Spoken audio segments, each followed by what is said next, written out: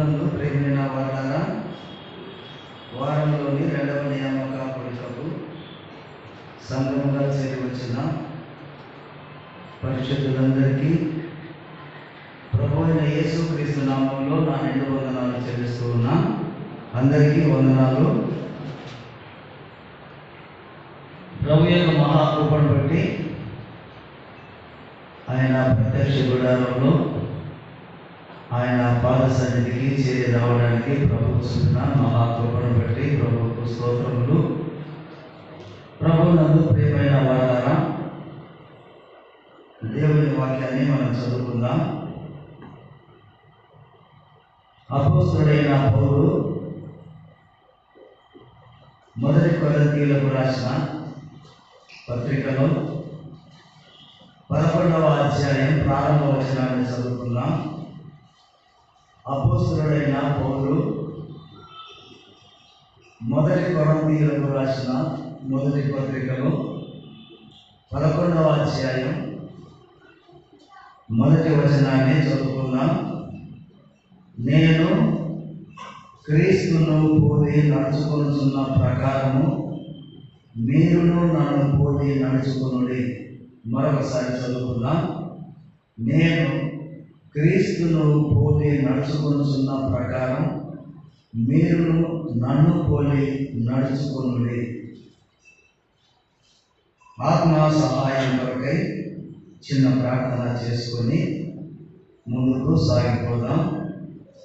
కరుణా సంపన్నుడైన మా ప్రియ పరలోకపు తండ్రి, మహాపరిశుద్ధుడు అయిన దేవ, నీకు స్తోత్రములు, కృతజ్ఞతలు, నమస్కారాలు మా ప్రభు అయిన యేసుక్రీస్తు నామములో చెల్లిస్తూ ఉన్నాం. అల్పులము, అయోగ్యులము, వట్టివారము, మట్టివారము, నిష్ప్రయోజకమైన మమ్మలను మీరు ప్రేమించి మీ కుమారుని రక్తంలో మాకు పాప క్షమాపణ అనుగ్రహించి ఆయన యొక్క విశ్వాసముగా మమ్మల్ని అంగీకరించి మీ సొత్తుగా, మీ ప్రజగా, పరిశుద్ధ జనాంగముగా, రాజులైన యాజక సమూహములుగా, ఏర్పరచబడిన వంశముగా మమ్మల్ని చేసుకొని భూలోకంలో మమ్మల్ని వేరుపరచి సత్య దేవుడమైన మిమ్మలను సేవించే గొప్ప భాగ్యం అల్పులమైన మాకు ప్రసాదించిన తండ్రి, మీకు స్తోత్రములు నాయన. పరలోక భూలోక ఆశీర్వాదాలతో మీ పిల్లలంగా మమ్మల్ని నింపుతూ మా బలహీనతలలో మాకు సహాయం చేస్తూ మాటి మాటికి పడిపోకుండా, పడిపోయినా తిరిగి మమ్మల్ని లేవనెత్తుతూ నడిపిస్తూ ఉన్న దేవా, మీకు స్తోత్రాలు. అవునాయన, మీరు నడిపించే దేవుడుగా ఉన్నారు. మట్టిని రక్తముగా, మాంసముగా, ఎముకలుగా, చర్మముగా, నరములుగా మార్చి జీవముతో నింపిన జీవాధిపత్యమైన దేవా, మీకు స్తోత్రాలు. మరి నాన్న, ఇదిగో తండ్రి, మీ పక్షముగా నన్ను నిలవబెట్టినందుకై మిమ్మల్ని స్తుతిస్తూ ఉన్నా. ఈ మాటలు వివరించడానికి, బోధించడానికి నేనైతే చాలిన వాడను కాను. అవును నాన్న, జ్ఞానం లేని వాడను, బలహీనుడను, మీరెరుగుదురు. దేవా, ఇదిగో తండ్రి, నన్ను మరుగునపరచండి. మట్టివాడను, మట్టి జ్ఞానాన్ని పొందిన వాడను, నన్ను మరుగునపరచి మీరే మీ కుమారుని ద్వారా మా అందరితో మాట్లాడి మహిమ పొందమని ప్రార్థన చేసుకున్నాం. మీరు మాట్లాడితే మాకు జీవము, ఉజ్జీవము, మేలు, క్షేమము కలుగుతుంది. రక్తమాంసములు మాట్లాడటం వలన ఎవరికి ఏ మేలు కలగదు. కనుక మా తండ్రి, నన్ను పూర్తిగా మరుగుపరచండి. కేవలం మీ నోటి కూరగా వాడుకోండి.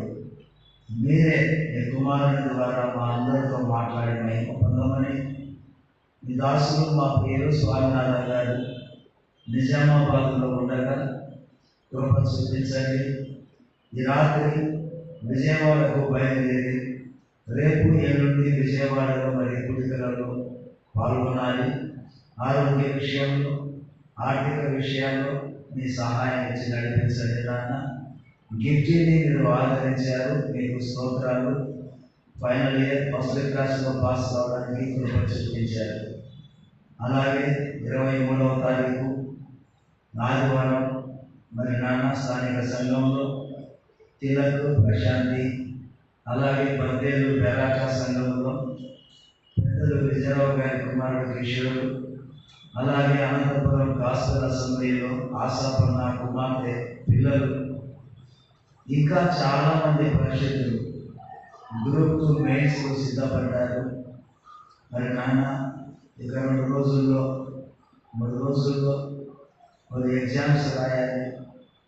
వారిలో ఉన్న టెన్షన్, వారిలో ఉన్న ఆవేదన మీరు ఎరుగుదురు. అందరికీ నిబ్బరం దయచేయండి. దేనికి భయపడకుండా కేవలం మీ వైపు చూస్తూ ముందుకు సాగి ఆ పరీక్షలు మీ జ్ఞానంతో చక్కగా రాయడానికి సహాయం దయచేయండి. టెన్షన్కు గురవడం వలన నేనేమి చేయలేని వారమే. కాబట్టి నెమ్మదిచ్చే దేవుడవు, సమాధానం ఇచ్చే దేవుడవు, జ్ఞానం ఇచ్చే దేవుడవు, మిమ్మల్ని ఆనుకొని ఆ పరీక్షలు పూర్తి చేయడానికి కృప చూపించమని, ముందుకు సాగుతూ ఉండగా మాతో ఉండమని, రక్షకుడు ప్రాణనాథుడు అయిన యేసుక్రీస్తుల వారి సర్వశ్రేష్టమైన నామములో స్తుతించి ప్రార్థించి దీనులమయ్యని ప్రతిమాని పొందుకొని వేడుకొనుచున్నాము తండ్రి, ఆమేన్. ప్రభువునందు ప్రియమైన వారలారా, క్రొత్త నిబంధనలో అపోస్తలుడైన పౌలు మొదటి కొరింథీయులకు రాసిన పత్రికలో 11వ అధ్యాయం మొదటి వచనాన్ని మనం చదువుకున్నాం. అక్కడ వ్రాయబడిన మాట, నేను క్రీస్తును పోలి నడుచుకొనుచున్న ప్రకారం మీరును నన్ను పోలి నడుచుకొనుడి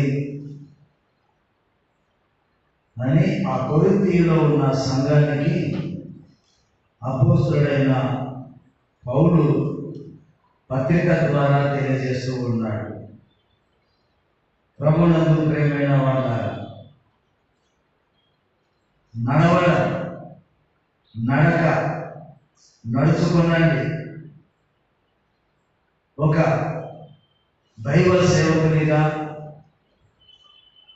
ఒక గృహ నిర్వాహకునిగా, బాధ్యత కలిగిన కాపరిగా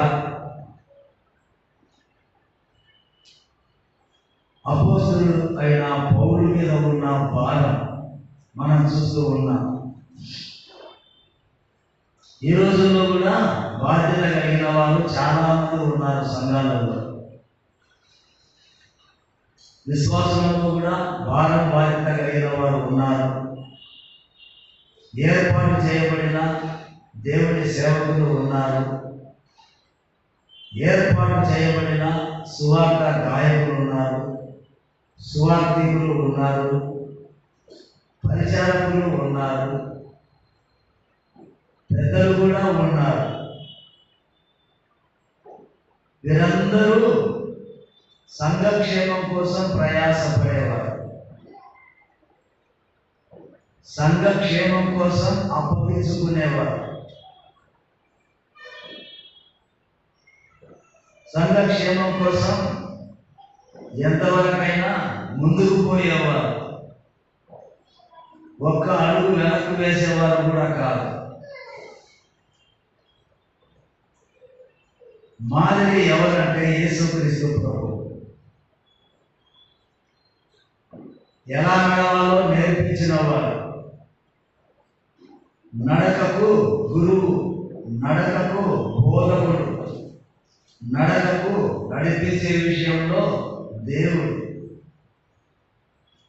మహిమలో ఉన్న ఆయన మహిమను విడిచాడు,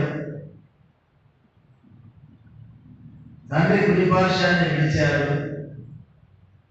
అత్యున్నతమైన సింహాసనాన్ని విడిచాడు.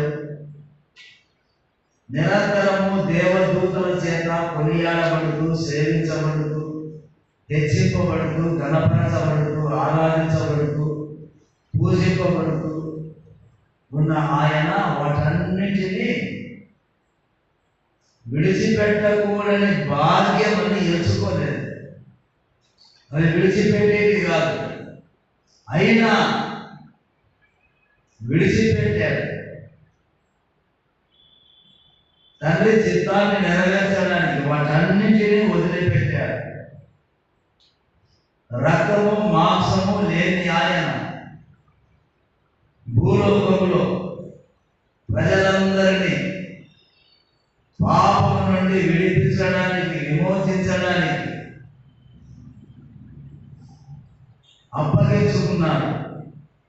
అందుకే రక్తమాంసములు గల దేహాన్ని ధరించుకున్నారు. ఆ శరీరాన్ని అమర్చింది తండ్రి అయిన దేవుడే. హెబ్రీ గ్రంథంలో 10వ అధ్యాయం చదివితే మనకు అర్థమవుతుంది. ప్రభునందు ప్రియులారా, ఎందుకంటే ఏ స్థానిక సంఘమైనా అది క్రీస్తుదే. అది పెద్దలది కాదు, అది సేవకులది కాదు, అది మరొకరిది కాదు, అది యేసుక్రీస్తు ప్రభువుదే. దానికి రుజువు ఏంటంటే అపోస్తల కార్యములు 20:28లో ప్రభువు తన స్వరక్తమిచ్చి సంపాదించిన సంఘం అని వ్రాయబడింది. ప్రభువు తన స్వరక్తమిచ్చి సంపాదించిన సంఘం. దేవుడు తన స్వరక్తమిచ్చి సంపాదించిన సంఘం అని వ్రాయబడింది. కింద పుస్తకంలో చూసినప్పుడు దేవుడు అనే ప్లేస్ లో ప్రభువు అని పెట్టారు. అంటే రక్తం చిందించిన వాడు, రక్తం కాల్చిన వాడు, రక్తం పీల్చిన వాడు యేసుక్రీస్తు ప్రభువే. అందుకే నా సంఘమును కట్టుదును అన్నాడు మత్తయి సువార్త 16లో పేతురుతో. పేతురు ఈ బండ మీద నా సంఘమును కట్టుదును అన్నాడు. ఇప్పుడు ఆ సంఘంలో ఉన్న ప్రధానులు ఎలా నడుచుకోవాలో పౌలు భక్తుల ద్వారా మనతో మాట్లాడుతూ ఉన్నాడు. ప్రభునందు ప్రియమైన వాళ్ళ పౌలు చెప్తూ ఉన్నాడు, నేను క్రీస్తును పోలి నడుచుకున్న ప్రకారము అన్నాడు. పాత నిబంధన ఉంది, కొత్త నిబంధన ఉంది. పాత నిబంధనలో కూడా భక్తులు చాలా మంది దేవుడితో నడిచారు కదా. దేవుడితో నడిచిన మొదటి వ్యక్తి ఆలోచన చేయండి, హనోకు దేవుడితో నడిచాడు. ఆ తర్వాత నోవాహు, ఆ తర్వాత మన పితరులైన అబ్రహాము, యాకోబు, ఇస్సాకులు, ఇంకా చాలా మంది రాజులు, ప్రవక్తలు, అందరూ కాదు, నడిచిన వారు ఉన్నారు దేవుడితో. కొత్త నిబంధనలోకి వస్తే ఇక్కడ కూడా వెంబడించిన 12 మంది శిష్యులు ఉన్నారు. యేసు ప్రభువును వెంబడించిన 12 మంది శిష్యులు, వారు కూడా నడుచుకున్నారు. కానీ వారందరిలో యేసు రొమ్మును ఆనుకుని ఉన్న వ్యక్తి ఒకడే కదా. యేసు రొమ్మును ఆనుకున్న వ్యక్తి, ఆ వ్యక్తికి ఇంకొక పేరు ఏముంది? యేసు ప్రేమించిన శిష్యుడు. ఆయనే యోహాను. ఒక సువార్త రాశాడు, ఒక ప్రకటన గ్రంథం రాశాడు, 3 పత్రికలు రాశాడు. యోహాను ప్రభునందు ప్రియులారా, యేసు ప్రేమించిన శిష్యుడు, యేసు రొమ్మును ఆనుకున్నవారు. 12 మంది ఆయన రొమ్మును ఆనుకోలేదు, ఒక్కడే ఆనుకున్నారు. 12 మంది యేసును ప్రేమించారు, కానీ వ్రాయబడింది మాత్రం ఒక్కడే, యేసు ప్రేమించిన శిష్యుడు యోహాను. ప్రభునందు ప్రేమైన వారు, నమ్మిన మనమందరము కూడా దేవుని ప్రేమించేవారమే. అది ఆయనకు తెలుసు, మనకు తెలుసు. కానీ యోహానులాగా ప్రేమించాలి. నడిచామా అన్నదే ప్రశ్న. భక్తులు ఎంతో మంది ఆయనతో నడిచారు. మనము విశ్వాసం వచ్చినప్పటి నుంచి, నమ్మినప్పటి నుంచి నడుస్తూ ఉన్నాం. కానీ హనోకులాగా నడిచామా, నోహులాగా నడిచామా, అపోస్తలుడైన పౌలులాగా నడిచామా? ఆలోచన చేసుకోవాలి, పరీక్షించుకోవాలి. ఇంతమందిని దేవుడు సంఘంలో ఎందుకు ఏర్పాటు చేసుకున్నాడంటే కేవలం సంఘ క్షేమం కోసమే. సంఘం క్షేమంగా ఉండాలి, ప్రభు పని చక్కగా జరగాలి, అనేక మంది ఆత్మలు విడిపించబడాలి, రక్షించబడాలి. ఇది దేవుని ఉద్దేశం. ప్రభువునందు ప్రియమైన వారు, మరి క్రీస్తును పోలి నడుచుకున్న వారు ఎవరైనా ఉన్నారు అంటే ఒక పౌలు భక్తుడే కనబడుతూ ఉన్నారు. ధైర్యంగా చెప్పిన వ్యక్తి పౌలు భక్తుడు ఒక్కడే. పేతురు చెప్పలేదు, మిగిలిన అపోస్తలులు కూడా చెప్పలేదు. వారందరికంటే ఆలస్యంగా నమ్ముకున్న వ్యక్తి అపోస్తలుడైన పౌలు. సౌలుగా ఉన్నప్పుడు భయంకరమైన జీవితం ఆయనది కదా. దూషకుడు సౌలే, హింసకుడు సౌలే, హంతకుడు కూడా సౌలే. సంఘమును అపరిమితముగా హింసించిన వ్యక్తి సౌలే. క్రీస్తుకు విరోధి సౌలే. అలాగని ఏమి తెలియని వాడా? అన్నీ తెలిసిన వాడే. ధర్మశాస్త్రంలో ప్రావీణ్యత ఉన్నవాడు, ప్రావీణ్యతను పొందుకున్నవాడు, గమనీయుల పాదముల యొక్క క్రమశిక్షణగా ధర్మశాస్త్రంలో ప్రావీణ్యతను పొందినవాడు, ధర్మశాస్త్రాన్ని ఆచరించడంలో తూచా తప్పనివాడు. అటువంటి సౌలుకు పరలోకానికి వెళ్ళే మార్గం తెలియలేదు. యేసుక్రీస్తు ఒక మార్గం అనేది తెలియలేకపోయింది. అందుకే దమస్కు పోయే మార్గంలో ప్రభువే సౌలును కొట్టి అతన్ని దర్శించి అన్యజనులలో తన సువార్తను ప్రకటించటం, తన నామాన్ని ప్రకటించటం, ఈ సౌలునే పౌలుగా మార్చుకున్నారు, ఏర్పాటు చేసుకున్నారు. అటువంటి హంతకుడు, అటువంటి దూషకుడు, అటువంటి హింసకుడు ఇప్పుడు ఎవరిని పోలి నడుచుకుంటున్నాడు? అపోస్తలులను పోలి నడుచుకోలేదు, భక్తులను పోలి నడుచుకోలేదు, నడక నేర్పిన దేవాది దేవుని పోలి నడుచుకుంటూ ఉంటారు. ఎలా నడవాలో నేర్పించిన క్రీస్తును పోలి నడుచుకుంటూ ఉన్నారు. మన జీవితాల్లో మనం గమనించినట్లయితే ప్రభునందు ప్రియులారా, కుటుంబాలలో భార్యాభర్తలు వారి నడక ఐక్యతగా లేకపోతే కుటుంబం ఏమవుతుంది? చిన్నాభిన్నమవుతుంది. భర్తతో కలిసి భార్య నడవలేకపోతే, భార్యతో కలిసి భర్త నడవలేకపోతే పిల్లలు అటు ఇటుగా చెదరైపోతారు, వారి భవిష్యత్తు దెబ్బతింటుంది. ఒక అండర్స్టాండింగ్ ఉండాలి, ఒక అవగాహన ఉండాలి. ప్రభునందు ప్రియమైన వారులారా, పేరుకు మాత్రమే నడక చిన్న పదమే, నడక అనేది చిన్న పదమే. ఈ నడక నీ క్షేమం కోసం కాదు, నా క్షేమం కోసం కాదు, నీ కుటుంబ క్షేమం కోసం కాదు, మన కుటుంబాల క్షేమం కోసం కాదు. ఈ నడక సంఘ క్షేమం కోసం నడవాలి. ఎవరు నడవాలి? దారిన పోయేటోళ్ళు కాదు, రక్షణ లేనోళ్ళు కాదు, రక్షణ పొందిన వారే నడవాలి. వారు మాత్రమే నడవగలరు, వారు మాత్రమే దేవుని పోలి నడవగలరు, వారు మాత్రమే భక్తులను పోలి నడవగలరు. మిగిలిన వారు నడవలేరు. ప్రభువును నమ్ముకోకముందు మనం ఎలాంటి జీవితాలు కలిగి ఉన్నామో మనందరికీ తెలుసు. దేవునితో నడవడం మనకు తెలియలేదు. తల్లిదండ్రితో నడవడం పిల్లలుగా తెలియలేదు. తల్లిదండ్రి కూడా భార్యాభర్తలుగా ఎలా నడుకోవాలో తెలియలేదు. అందుకని ఏ కుటుంబంలో చూసినా అశాంతి, అసమాధానం, వైరాలు, దీపత్సాలు, కొట్టుకోవడాలు, తిట్టుకోవడాలు, సమాధానం లేని కాపురాలు. రక్షణ లేకముందు మనం చూస్తే భయంకరమైన బూతు మాటలు,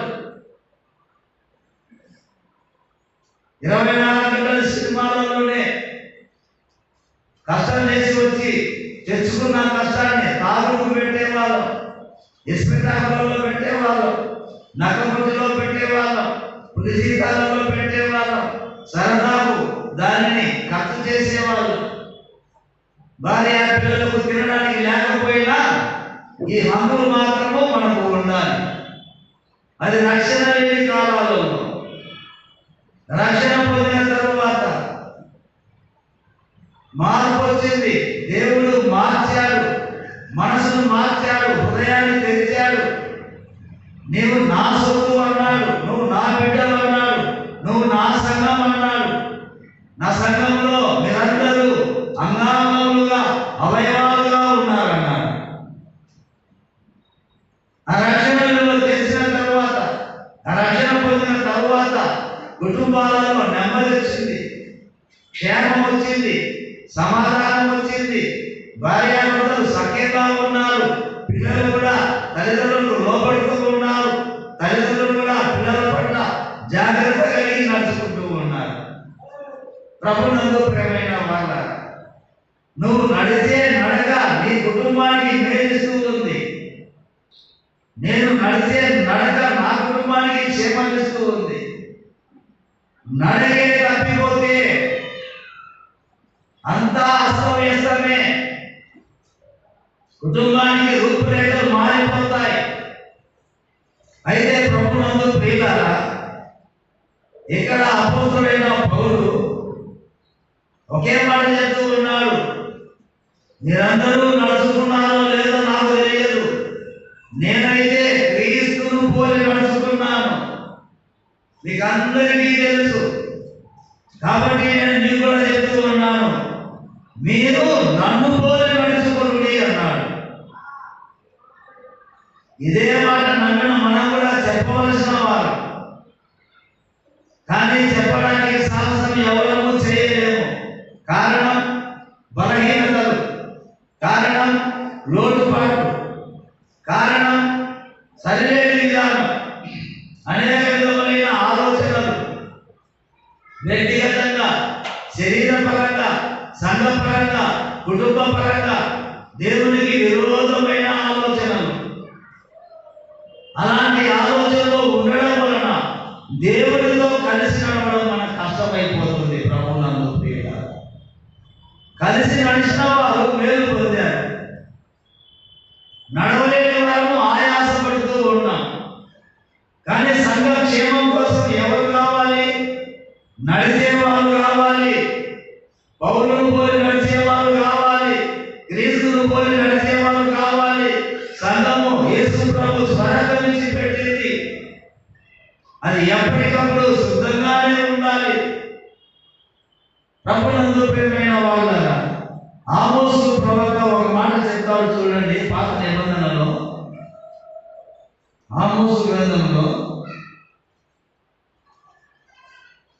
3వ అధ్యాయం 3వ వచనాన్ని గమనిస్తే, సంబంధింపకుండా ఇద్దరు కూడి నడుతురా, ఎర్ర దొరకక సింహము అడవిలో గర్జించున, ఏమీ పట్టుకోకుండానే కొదమ సింహము గోలో నుండి బొబ్బ పెట్టునా అన్నాడు. ఏమంటున్నాడు ఇక్కడ? ఇద్దరు కూడి నడవాలి అంటే ఏముండాలా? సమ్మతి ఉండాలా. ఒక సువార్తకు వెళ్ళాలి అంటే సమ్మతి ఉండాలా. గృహ దర్శనాలు చేయాలి అంటే సమ్మతి ఉండాలా. కలిసి పాటలు పాడాలి అంటే సమ్మతి ఉండాలా. కలిసి పరిచర్య చేయాలి అంటే సమ్మతి ఉండాలా. సమ్మతి లేకపోతే ఎలా నడుస్తారు ఇద్దరు కూడుకొని? ఇద్దరికే సమ్మతి కావాలంటే 10 మంది నడవాలి. అది కష్టమైందే కదా. 150 మంది కలిసి నడవాలంటే సమ్మతికి ఎంత వాల్యూబుల్ ఉందో చూడండి, అది ఎంత విలువైనదో చూడండి. ప్రభునందు ప్రియులారా, మన విరోధి ఎవరు? అపవాది. మనకు తెలుసు. అపవాది కంటే ముందు మనకున్నారు విరోధులు. వారు చాలా అపాయకరమైన వారు. ఆ విరోధులు ఎవరో కాదు, నీ శరీరమే నీకు విరోధి, నా శరీరమే నాకు విరోధి, నా కన్నే నాకు విరోధి, నా హృదయమే నాకు విరోధి, నా ఆలోచనే నాకు విరోధి. ఇవన్నీ మనకు విరోధమైనటివే. శరీరం మంచిదే, అది దేవుడు నిర్మించింది. కానీ మంచి చెడుల ఫలం ఎప్పుడైతే ఆదాము తిన్నాడో, మంచితో పాటు చెడు కూడా ఈ దేహంలోకి ప్రవేశించింది. ప్రభువునందు ప్రియులారా, ఆ చెడుకు నాయకుడు అది అపవాది. దేవుడిని ఏమీ చేసుకోలేక ఆయన పోలికలో ఆయన స్వరూపంలో ఉన్న మనుషులను వేధిస్తూ ఉన్నాడు. అందుకే నమ్మిన తర్వాత మనము దేవుడు ఏమని పిలుస్తూ ఉన్నాడు? మీరు అపవాది తంత్రములను ఎరిగిన వారు. కుటుంబంలో శోధనలు ఉన్నాయి, యవన జీవితంలో శోధనలు ఉన్నాయి, సహవాసంలో శోధనలు ఉన్నాయి. ఆలోచన చేయండి. ఇవన్నీ ఉన్నాయి కాబట్టి దేవుడు ఏం చెప్తూ ఉన్నాడు? అపవాది గురించి, అపవాది లక్షణాలను గురించి, వాడి తంత్రములను గురించి మీరు ఎరిగిన వారు అన్నాడు. చెడగొట్టడం వాని పని అయితే బాగు చేయడం ప్రభువు పని. ఒక పని చెడిపోతుంది అంటే దానికి బాధ్యత ప్రభువా? ఆలోచన చేయండి. ప్రభువునందు ప్రియమైన వారు, ఒక సువార్తకు పోలేకపోతున్నామంటే దానికి బాధ్యత ఎవరు? ప్రభువు కాదు, మనమే. మన విరోధులే, మన శరీరాలే, మన ఆలోచనలే. ముందు వీటిని జయించుకోలేకపోతూ ఉన్నాం. వీటి తర్వాత మళ్ళీ అపవాదితో మనం బయట చేయాలి. వాయుమండలంలో ఉన్న అధిపతులతో బయట చేయాలి. ఆలోచన చేయండి. ప్రభువునందు ప్రియమైన వాళ్ళ, దేవునితో నడుక, దేవునితో నడవడం ఎంత కష్టమైందంటే అంత కష్టమైంది.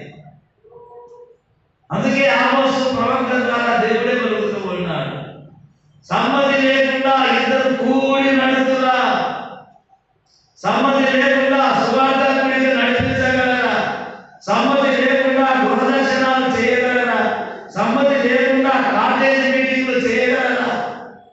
ఆలోచన చేయండి. సమ్మతి, సమ్మతి. నమ్మిన మనకే సమ్మతి లేకపోతే దేవుని పనులు ఎవరు చేస్తారు? ఆలోచన చేయండి. ప్రభువునందు ప్రియులారా, విరోధాలు ఎన్ని ఎదురైనా, అది అపవాది నుంచి అయినా, నీ శరీరాన్ని నుంచి అయినా, నా శరీరాన్ని నుంచి అయినా, విజయాన్నిచ్చే ప్రభు వైపు చూడాలి మనం. పౌరులు కూడా వేరే చేసుకున్న వాళ్ళు ఉన్నారు, కానీ పౌరులు ఎవరిని లెక్క చేయలేదు. విశ్వాసానికి కర్తయు దానిని కొనసాగించు యేసు వైపు చూశాడు ఆయన. అందుకే హెబ్రీ 12లో అదే మాట మనకు చెప్తూ ఉన్నాడు, మీరందరూ విశ్వాసానికి కర్తైన యేసు వైపు చూస్తూ నడవండి, కొనసాగండి. నడవలేకపోతే విశ్వాస జీవితంలో ఫెయిల్ అయిపోతాం. చాలాసార్లు మనకు కనబడే దృశ్యం, మరణించిన తర్వాత కదా సమాధుల దగ్గర రాయితీ పెట్టుకుంటారు అని. ప్రభువునందు ప్రియమైన వాళ్ళ, ప్రభువునందు మృతులు ధన్యులని రాయించుకుంటా ఉంటారు. కడవరకు పోరాడి విశ్వాసంలో జయం పొందారని రాస్తా ఉంటారు. మంచి మంచి స్లోగన్స్ బైబిల్లో ఉండేటి రెఫరెన్స్ రాస్తూ ఉంటారు. సంఘంలో ఎలా ఉండేది సంఘస్థులకు తెలుసు, కానీ నిద్రించిన తర్వాత మాత్రము నా విశ్వాసాన్ని నేను పోరాడాను, చివరి వరకు బ్రతికాను. ప్రభువునందు ప్రియమైన వాళ్ళ, కాబట్టి పౌలు చెప్తూ ఉన్నాడు, నన్ను పోలి నడుచుకోండి, క్రీస్తు వరకు ఎందుకు అన్నాడు. అంటే పౌలు పూర్తిగా క్రీస్తుకు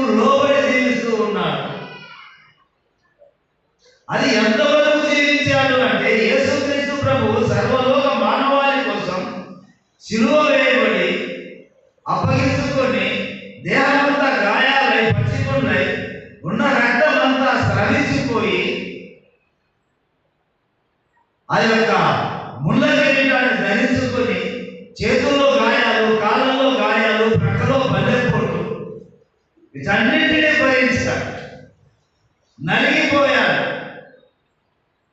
పౌలు కూడా ఏమయ్యాడు? తనను శిరఛేదం చేయించాడు.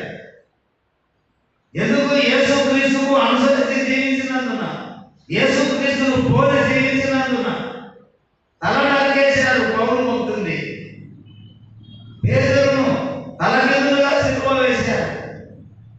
ఆయనతో కూడి నడిచినందున, సంపత్తి చొప్పున నడిచినందున, నేను కూడా క్రీస్తు వలె సిలువ వేస్తామంటే ఆయనకు నేను సమానుడు కాదు, నన్ను తలకిందులుగా సిలువ వేయమన్నాడు. అపోస్తలుడైన యోహాను, యేసు ప్రేమించిన శిష్యుడైన యోహాను, యేసు రొమ్మును ఆనుకున్న యోహాను వేడి నూనెలో బగబగ ఉడుకుతూ ఉండగా నూనెలో వేశాడు. కానీ ఆయన చావలేదు. ప్రభువునందు ప్రియులారా, భక్తి పారవశ్యం ఎంత గొప్పగా ఉందో చూడండి. దేవుడితో నడిచిన భక్తుల అనుభవాలు ఎంత గొప్పగా ఉన్నాయో చూడండి. దానియేలు దేవుడితో నడిచాడు కాబట్టి ఒక రాత్రంతా సింహపు గుహలో ఉన్నాడు, బోనులో కాదు. బోనులో అని పాడుతూ ఉంటారు పాట. బోనులో ఒకటే ఉంటుంది, కానీ గుహలో వందల సింహాలు ఉంటాయి.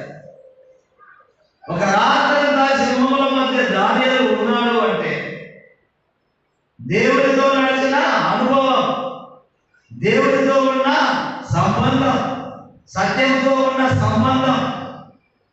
షడ్రకు, మేషాకు, అబేద్నెగోలు ఏడంతలు చేయబడిన అగ్నిగుండంలో వేయబడ్డారు అంటే అగ్ని కూడా వారిని ముట్టుకోలేదంటే దేవుడి మీద వారికి ఉన్న భక్తి, సమ్మతి చొప్పున దేవుడితో చేసిన సహవాసం, దేవుడిలో వారు ఉన్న విధానం.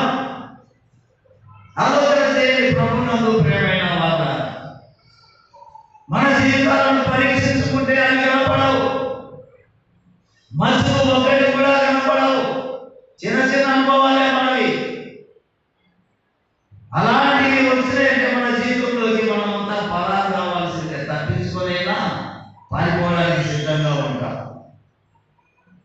ఎందుకంటే నడిచేది చేత కాలేదు మనకు, దేవుడితో నడిచేది మనకి ఇంకా అలవాటు కాలేదు. కూడికలు వచ్చేంత వరకే, దేవుడి మాటలు వినేంత వరకే, అంతవరకే మనకు వచ్చింది. కానీ ఆయనతో కలిసి నడచడము, ఆయనను పోలి నడవడం అనేది మనకు రాలేదు.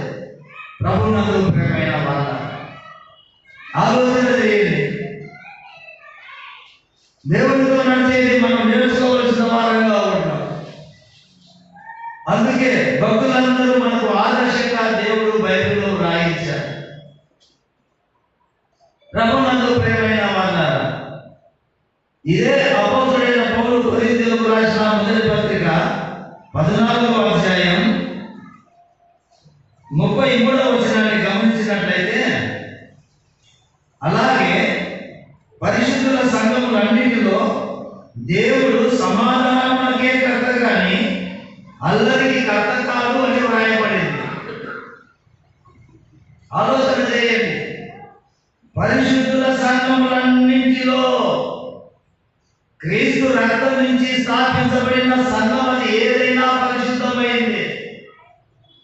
అలాంటి పరిశుద్ధుల సంఘంలో దేవుని యొక్క ప్రాముఖ్యత ఏంటంటే సమాధానానికి ఆయన కర్త, అల్లరికి ఆయన కర్త కాదు. ఇక్కడ అల్లరి ఉందంటే కర్త మనమే, దేవుడు కాదు.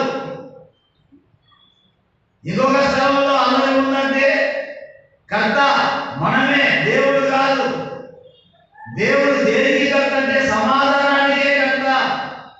ఆయన సమాధానానికి కర్త అయినప్పుడు నాకు నష్టం వచ్చేదని తల వంచుకోవాలి, దేవుడికి అప్పగించుకోవాలి. నన్ను ఎవరైనా మాట్లాడితే దేవుడికి అప్పగించుకోవాలి. తిరిగి మాట్లాడకూడదు, తిరిగి కొట్టకూడదు, తిరిగి ఏమి చేయకూడదు. ఎందుకు? పగ తీర్చుకొనుట నా పని అన్నాడు ప్రభు. ఆయనకు అప్పగించి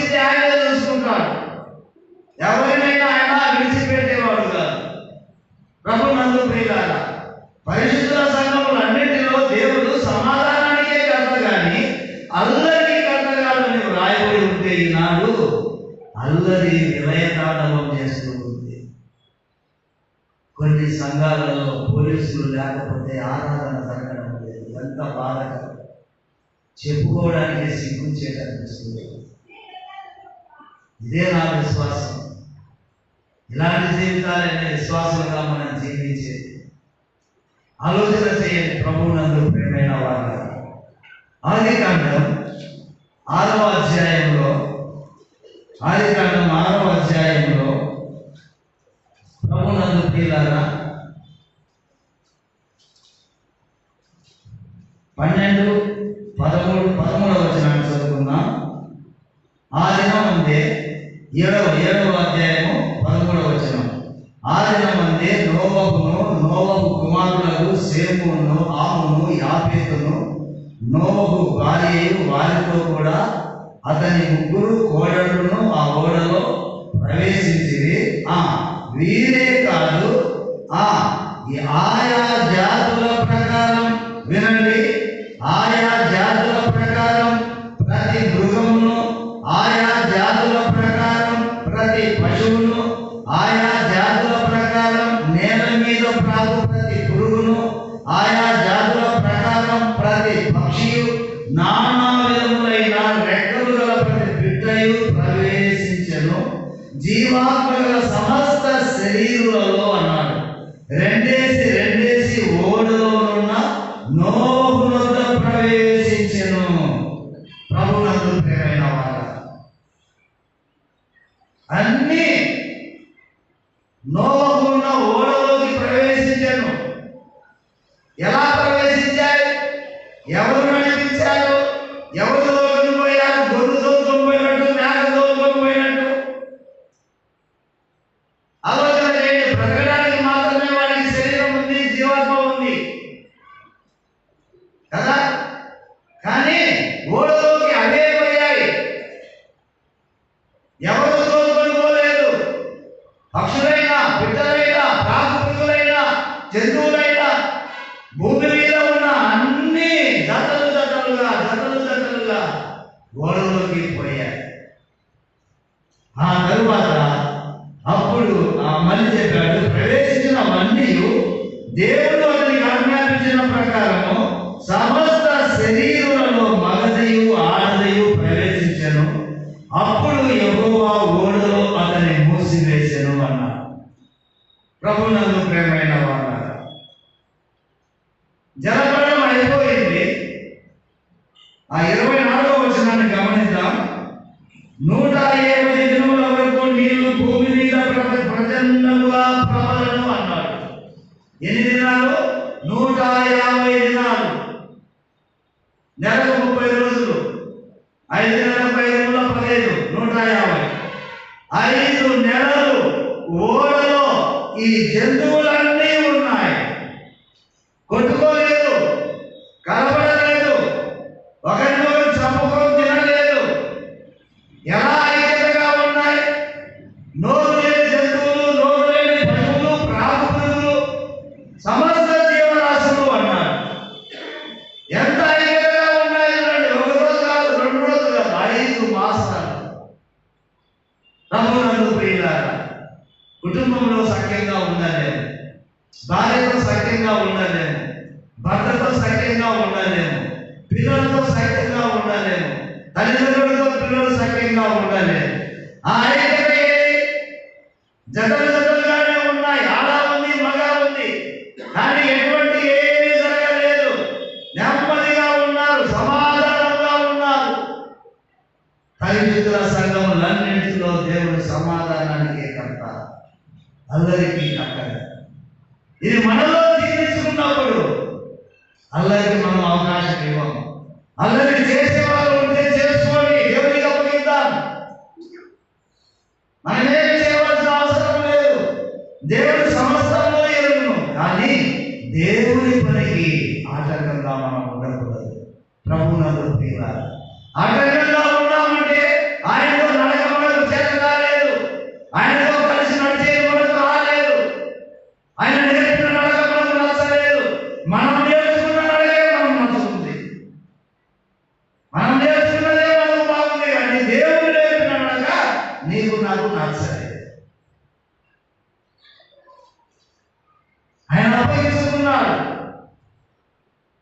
ముఖం మీద ఎంగిలి పూశారు, అప్పగించుకున్నారు. నువ్వు కూడా అలాగే ముందు నువ్వే అంటారు కదా. ఏదైనా సందర్భం వచ్చినప్పుడు ఒక మాట మాట్లాడితే తిరిగి మాట్లాడతాం, మౌనంగా ఉండలేము. నమ్మిన వాళ్ళమే, సేవకులమే, పెద్దలమే, విశ్వాసులమే, సహోదరులమే, సహోదరులమే కలవడానికైనా సిద్ధంగా ఉంటాము. కానీ పోనీలే సోదరుడే కదా, దేవునికి అప్పచేద్దాంలే అని అనుకోలేదు. ప్రభునందు ప్రియులారా, ఎప్పుడు నేర్చుకుంటాం అనగా దేవుడితో నడిచేది. 150 దినాలుగా కలిసి వెలిసి ఉన్నాయి పక్షులన్నీ, జంతువులన్నీ. కానీ మనం ఉండలేకపోతున్నాం. ప్రభునందు ప్రియమైన వాళ్ళ ఆలోచన చేయండి. కాబట్టి మన జీవితంలో దేవునితో నడవడం అన్నది చాలా ప్రాముఖ్యమైనది. ఈ అనుభవం ఉన్న కుటుంబాలలో ఏ ఇబ్బందులు ఉండవండి. నిజంగా ఇబ్బందులు ఉన్నా కూడా వారి పరిస్థితి వేరే విధంగానే ఉంటుంది. దేవుని నేత్రం ఆ కుటుంబంలో ఉంటుంది.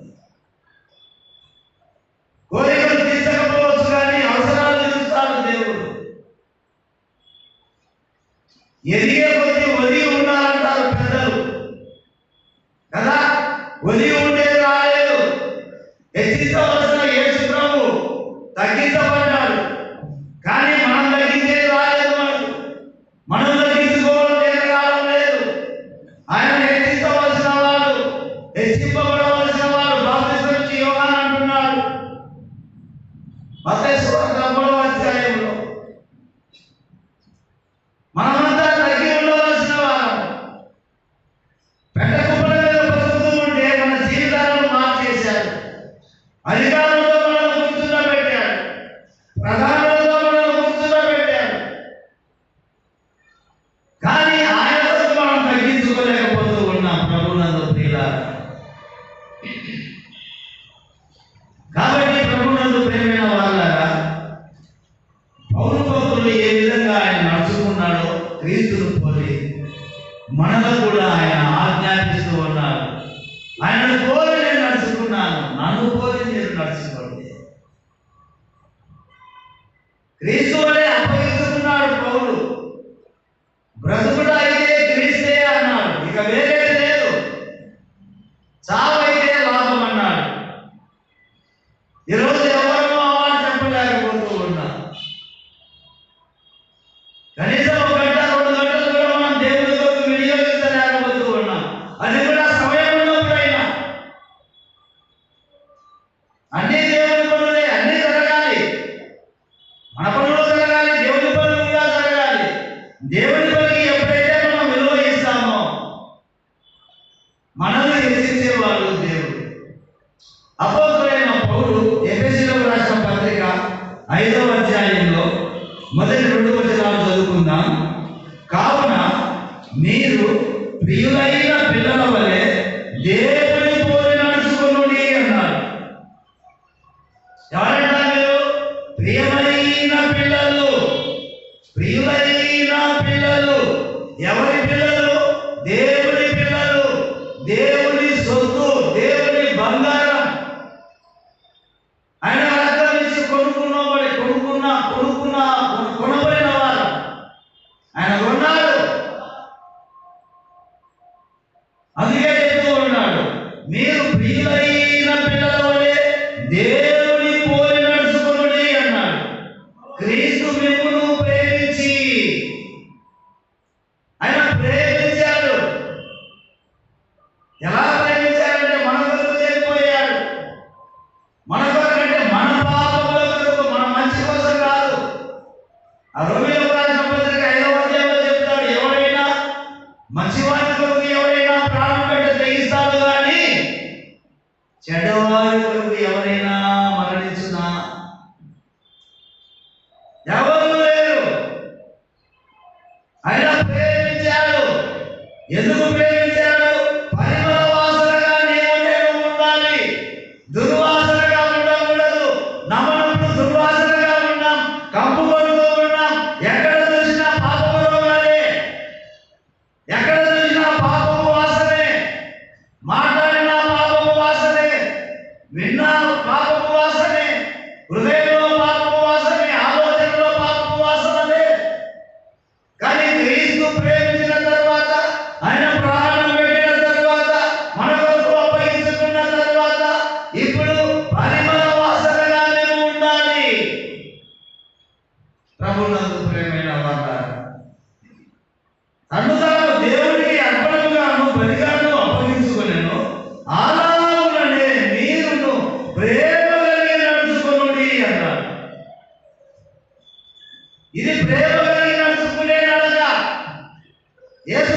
నడిచి చూపించాడు ప్రభునందు ప్రియులారా. అపోస్తలుడైన పౌలు నడిచి చూపించాడు. నీవు నేను నడిచి చూపించలేకపోతూ ఉన్నాం. సంఘంలో నడవలేకపోతూ ఉన్నాం. సువార్తకు వెళ్ళే సమయంలో నడవలేకపోతూ ఉన్నాం. విషయంలో నడవలేకపోతూ ఉన్నాం. పరిచర్యలో నడవలేకపోతూ ఉన్నాం. ఆలోచన చేయండి ప్రభునందు ప్రేమైన వాళ్ళ. అలాగనే మీరు ప్రేమ కలిగి నడుచుకోనండి. నడుచుకోవలసిన వారంగా ఉన్నాం దేవుని కొరకు ప్రభునందు ప్రేమైన వాళ్ళ. అదేవిధంగా అపోస్తలుడైన పౌలు కొలస్సీయులకు రాసిన పత్రిక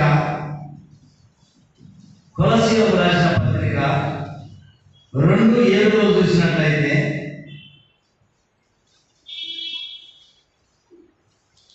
కొలస్సీయులకు రాసిన పత్రిక 2:7 6-7 కలిసి ఉన్నాయి. కావున మీరు ప్రభువైన క్రీస్తు యేసును అంగీకరించిన విధముగా ఆయన యందు వేరుపారిన వారై ఇంటి వలె కట్టబడుచు మీరు నేర్చుకున్న ప్రకారముగా విశ్వాసమందు స్థిరపడుచు కృతజ్ఞతాస్తుతులు చెల్లించుటయందు విస్తరించుచు ఆయన యందు ఉండి నడుచుకునుడి అన్నారు. ప్రధానంగా ఎవరి యందు ఉండాలా? క్రీస్తునందు ఉండాలా. ఆయన యందు ఉండి నడుచుకోండి. మనం ఏం చేస్తున్నాం? ఆయన యందు ఉన్నట్టుగా ఉండి నడుచుకుంటూ ఉన్నాం, కానీ ఉండలేదు. ప్రభునందు ప్రేమైన వాళ్ళ, దేవుని వాక్యం సెలవిస్తూ ఉంది, క్రీస్తు యేసును అంగీకరించిన విధముగా అంగీకరించాం. మనం ఏమని అంగీకరించాం? ఆయన ప్రభువు, నాకు ప్రభువు, నా కుటుంబానికి ప్రభువు, సంఘానికి ప్రభువు. యేసు క్రీస్తు అందరికీ ప్రభువు. యుగ యుగములు ఆయనకు గౌరవ మహిమలు కలుగునుగాక అన్నాడు ఎబ్రీ గ్రంథకర్త.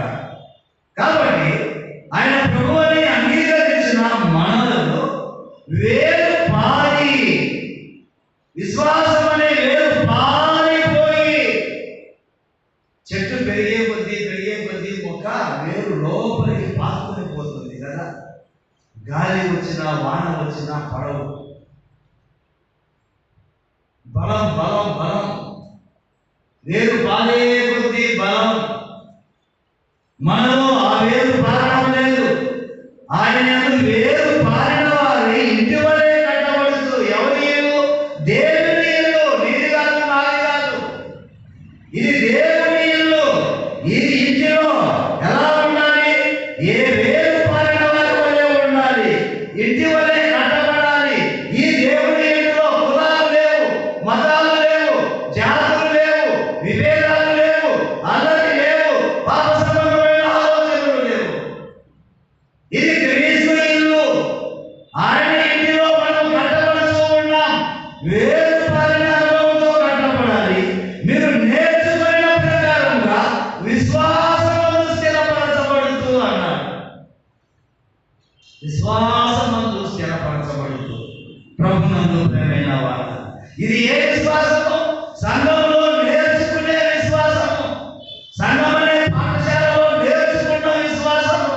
సంఘం అనే పాఠశాలలో ప్రభువును చూపిన వారు, ప్రభువును పోలి నడుచుకున్న వారు, వారు నేర్పిన పాఠాలు, వారు చూపిన విశ్వాసం, ఆ విశ్వాస ప్రకారము స్థిరపరచబడాలి. ఊరిలో వచ్చి కొత్త విశ్వాసం రావు కదా. విశ్వాసం లేకపోతే ఒక రాత్రి అంత సొమ్ముల మధ్య దానియాలు ఉన్నాడంటే ఎంత విశ్వాసం ఉండాలి? ఆలోచన చేయండి. నేను అనుకుంటున్నాను, దేవుడి చేతులు అన్నీ ఉన్నాయి, నాకేం కాదనుకున్నాను. ఆయన అనుమతి ఇవ్వాలి. ఏదైనా ఆయన అనుమతి లేకుండా ఏది జరగదు మన జీవితాల్లో. బయటలో పడుతూ ఉన్నా కూడా అనుమతి ఉండేది పడతాం. ప్రభునందు ప్రేమైన వాళ్ళ, కాబట్టి నేర్చుకున్న ప్రకారంగా విశ్వాసమును స్థిరపరచబడుచు కృతజ్ఞతాస్తుతులు చెల్లించుటయందు విస్తరించుచు అన్నాడు కదా. కృతజ్ఞతాస్తుతులు చెల్లించుటయందు విస్తరించుచు అన్నాడు. ఎక్కడ కృతజ్ఞతాస్తుతులు చెల్లిస్తూ ఉన్నాం? సంఘంలో గంటన్నర ఉండే సమయం కృతజ్ఞతాస్తుతులు చెల్లించడానికి లేదు.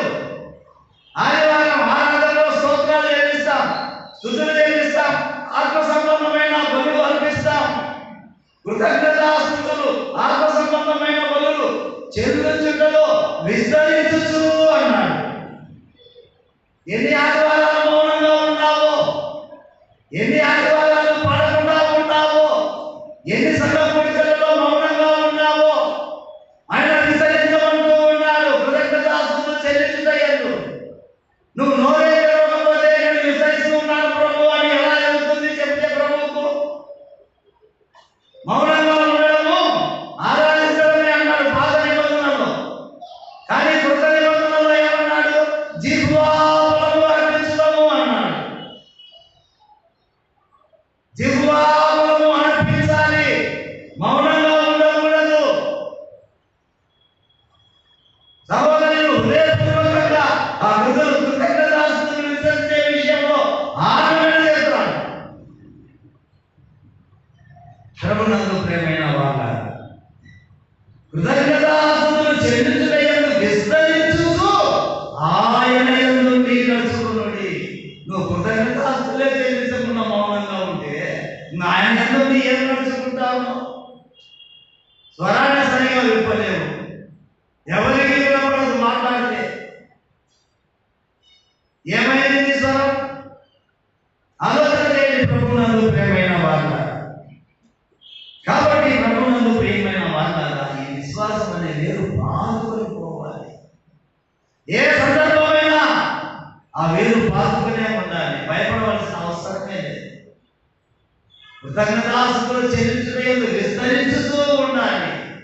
ఎక్కడికి పోయినా, ఏ మందిరంలోకైనా, మన అసెంబ్లీ, మన ఫెలోషిప్ మౌనంగా ఉండకూడదు. ఇది మంది కాదులే, వాళ్ళు ఏమనుకుంటారో అడగకూడదు.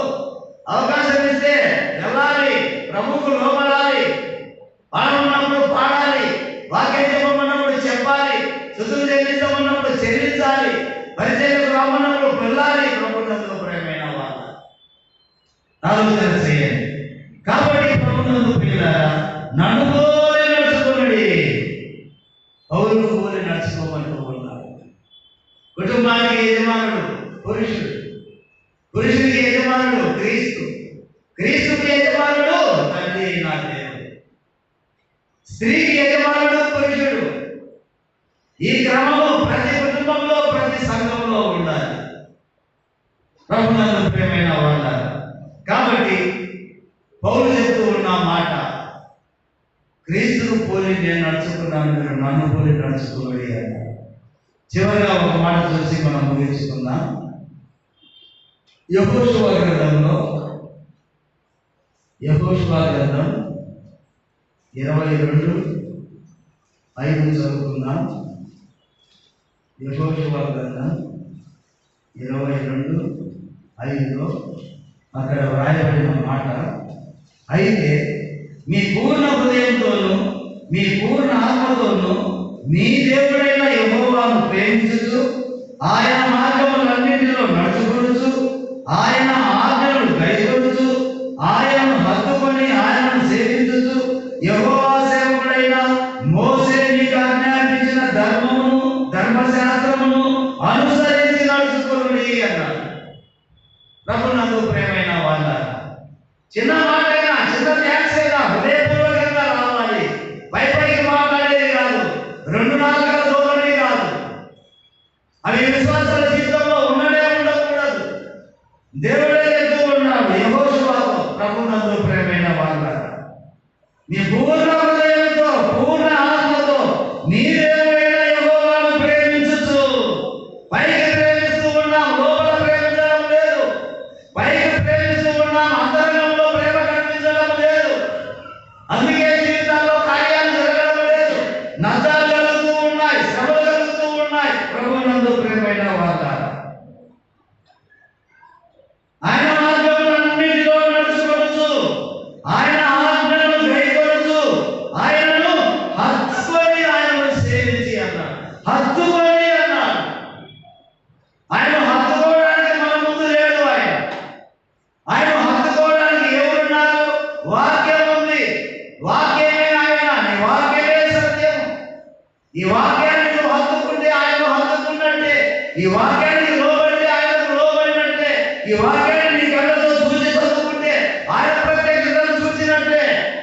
ఈ వాక్యం చెప్పినట్టు ప్రేమిస్తే ఆయన చూసి ప్రేమించినట్లే.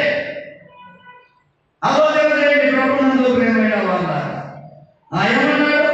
యెహోవా సేవకుడైన మోషే మీకు ఆజ్ఞాపించిన ధర్మమును ధర్మశాస్త్రమును అనుసరించి నడుచుకోండి.